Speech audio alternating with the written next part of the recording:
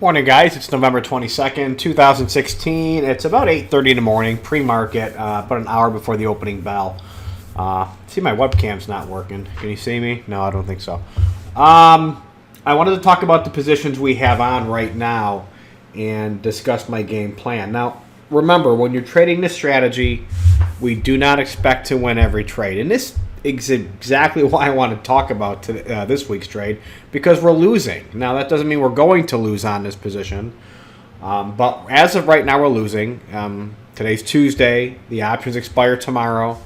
It's Thanksgiving the day after. We will have to close these positions tomorrow or today. And if we had to close them today, right now, we would be losing money. And I want to emphasize that because not every trade wins. It would be nice if every trade won, but it's not the way it works. So this is a numbers game.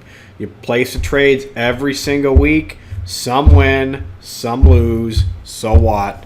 Move on. That's my attitude. When I see a risk curve like this, I don't let that bother me. And you shouldn't either. And if you do, that's something you need to work on, because this is where traders lose faith in a system, even a system that they may have developed on their own. I've been in trading for many, many, many years, and I've done a lot of different systems that I've thought about and created and back tested, and looks really good on paper, and then you do it, and all of a sudden it's not working, and it fails. If it fails, it fails, but you can't go off of 1 or 2 weeks. Like last week, we lost basically about 7 or 8 cents for the week. Not a big deal. And so this week, it looks like we're going to be down about 30 or 40 cents. But again, we still have 24 hours. So my point is, one, we trade small contracts, right? Now, I'm trading very small contracts for my account size, 5 and 5, but I'm going to start bumping that up.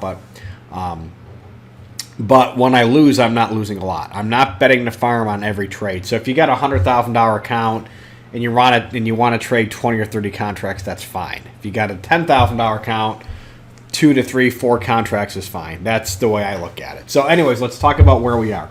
We opened up with the 18, 19 and a half spread, and that's obviously currently underwater. I'm down about $400 on that. So I hedged the position. We put on this trade as well, and that moves our break even here to not so bad, right? So if we get a little bit of a pullback, we're going to go right into the money, right? If we move down 1%, we're going to actually hit max profit. So this trade really is not in bad shape, okay? If the market continues to run, we're going to lose money. But again, we're not anywhere near max loss. Let me take one of these back off here again. We'll take off the 19 and a half and the 21 we'll take off. And take out the 21. So our long strike is at 219 and a half, and the market's at 220.36, over 1 point beyond our beyond our long strike, and we're still not at max loss. Okay, so when we put the hedge on, the hedge moves our break even over a little bit, but it also does add more risk, because if the market continues to move higher, we're going to lose more. But let's look at the charts. Here's an ES chart overnight. And we're not trading ES, but still. You can see overnight we really took off, and we kind of slowed down a little bit, pulled back a little bit here about 8 o'clock, and now we're kind of bouncing back up. We're not as high as we were. And let me pull up a SPY chart. This is just a basic 5-minute. We could pull up a daily chart too. Pull up a daily chart.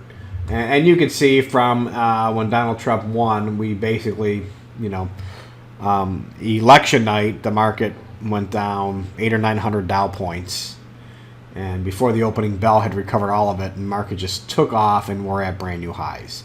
So currently I'm seeing a little bit of an overbought area here. I don't use a lot of charting, but I do look at it. But let's go back to the 5-minute and see what we got today. Like this was yesterday. Let me go all the way back from yesterday.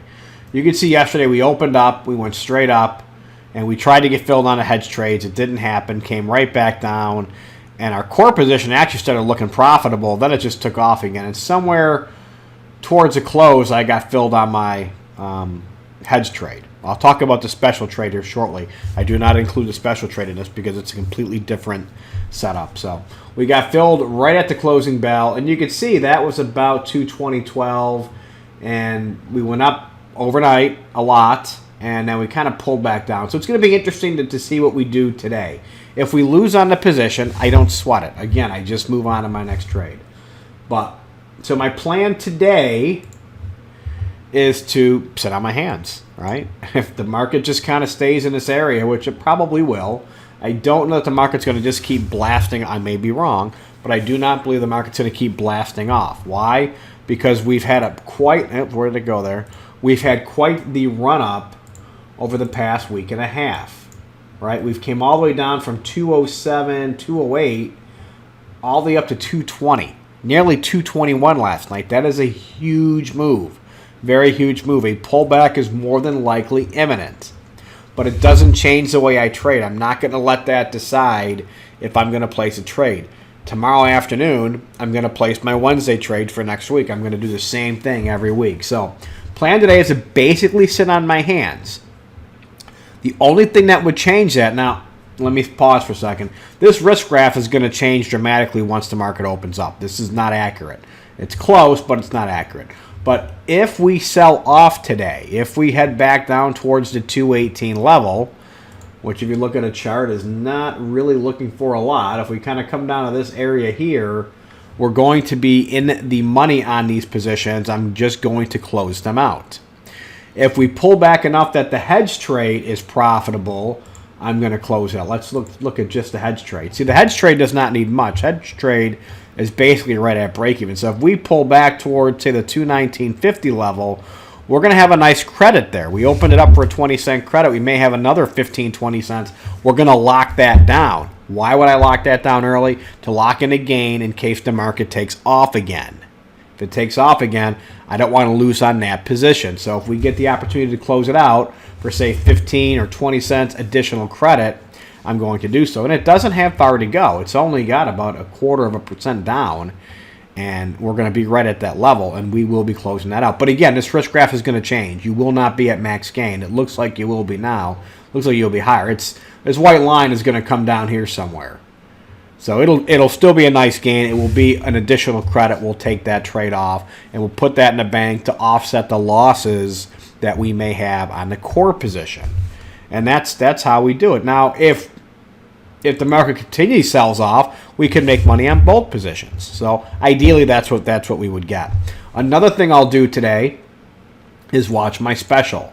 All right, this is an independent trade that I do not correlate with my core position. So we put this on for $1.80. I did that because I believe the market was a little overbought. Notice I'm doing less, about half. It's kind of, you can't do half of 5. So I did 2 contracts and not doing my full contract amount. And this is just an additional trade. If the market pulls back a lot, I'm going to make a nice profit on this position. So, but I'll do the same thing. If this turns down in this area here, 219, below 219, somewhere in the 218s today, and I'm able to pull my hedge off for a profit, and I'm able to maybe grab 60, 70 cents on this trade, I will close this trade out as well and let the core trade stay open. And both of these trades will offset the core losses, right? Other thing that could happen is, of course, the market could move up and we continue to lose, and our losses could grow. That's okay if it does. Again, I'm not happy about that, but that's part of the game. It's going to happen, and you have to understand that when you trade. You can't win them all. And I say it all the time because I'll always get emails. Yeah, we were off. We had a good run, and yeah, we had a couple losses. I don't know. What do you think, Dave? Email. What do you think's going to happen? Should we back off? It's a holiday. What do you think? No, I just keep trading like I do. This is a numbers game.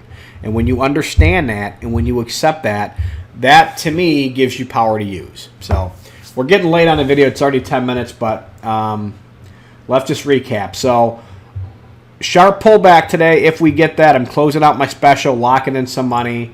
I'm going to close out my hedge, try to lock in some money, and then with any luck this week, we'll get another move down, and we'll potentially make money on this trade. But that's kind of asking a lot when it's way up here, But So ideally, the best position for us, if you look at everything combined, which I don't like to do, is right about the 218 level. The 218 level will give us a really nice gain for the week.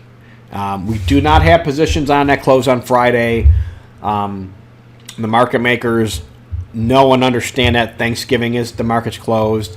They know and understand that the markets have a half a day on Friday, so there just wasn't enough premium. Where I'm trying to get 15 cents, the trades are at a 1 cent debit, so I just skipped on it. So my plan moving forward is Wednesday afternoon, with a little asterisk, I'm going to place new trades for next Wednesday. The asterisk is if we do break out today really strong, I may go in early and put my Wednesday trades on today, Tuesday. Then Friday afternoon, we won't have to close anything. Friday afternoon, we'll simply, about 11:30, hour or so before the close, start looking at the charts, looking at what I want to do. I'll place my next Friday trade, and we're right back on track with our Wednesday and Fridays. This week, we'll only be closing Wednesdays, and that's it. I do have this trade also on ES Futures, but it's it's slightly different.